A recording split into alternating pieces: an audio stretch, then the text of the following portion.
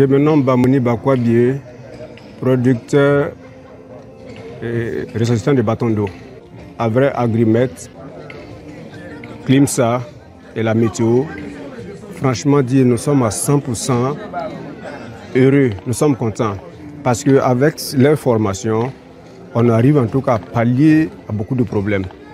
Comme avantage, avant, on pouvait utiliser 15 kg de semences pour moins de 2 hectares.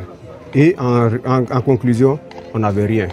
Mais présentement, avec 3 kg, on réussit à s'aimer et on récolte en bonne et due forme, sans problème. Et aussi, en matière de rendement, j'ai fait un constat depuis 2 ou 3 années de cela. J'ai vu ma capacité de production. D'un grenier, je suis passé à 3 greniers. Donc je peux dire qu'en tout cas, la météo, avec ses collaborateurs, bien ses partenaires, en tout cas, nous offre en tout cas des cadres propices d'épanouissement. Concernant nos volailles, ou bien comme ça, les animaux, je veux dire, en tout cas, on voit la production en tout cas de nos animaux là, ça s'améliore. Avant, on pouvait aller attacher ça en bordure des eaux. Une fois qu'il y a inondation, on perd en animaux. Mais présentement, tout est cadré que personne ne perd. On ne fait que gagner seulement. C'est dit concernant les enfants aussi là. Et quand on a une prévision météorologique qui nous dit qu'il y aura de fortes pluies, on protège les enfants là, de ne pas aller dans les bas-fonds, d'éviter en tout cas là, de traverser les marigots. En tout cas, les pertes en vie humaine là, franchement dire avec la météo là, on les loue à 100%. À cela aussi, on peut ajouter peut-être que les cultures maraîchères. Avant, vers le mois de septembre, on pouvait aller faire nos semences et on perdait. Mais maintenant, avec les conseils de la météo, on gagne. C'est dit à partir du octobre, une fois qu'on a les prévisions météorologiques là, on fait nos semences là. C'est dit on gagne en coût et puis on gagne en temps. Je trouve ces informations très importantes dans nos cultures. Non seulement pour la production, ça nous aide à ne pas faire d'erreurs sémies. Par exemple, si on nous dit que l'installation, comme on vient de le dire, l'installation cette année est précoce, à tendance normale. Nous sommes déjà en début d'installation.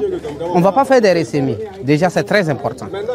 On nous a dit qu'il y aurait une période de sécheresse. Tu sais quelle semence il faut chercher pour produire. Donc, c'est très important.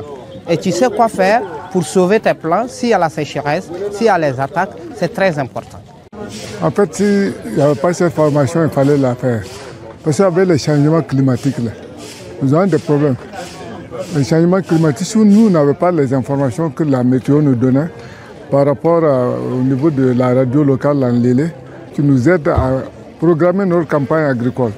Parce que dans le temps, là, bon, on se lançait dans la campagne sans maîtriser tous les paramètres. Donc ce qui nous amène souvent même à échouer la campagne agricole. En fait, moi, je ne le souhaite pas, même si le projet finit là.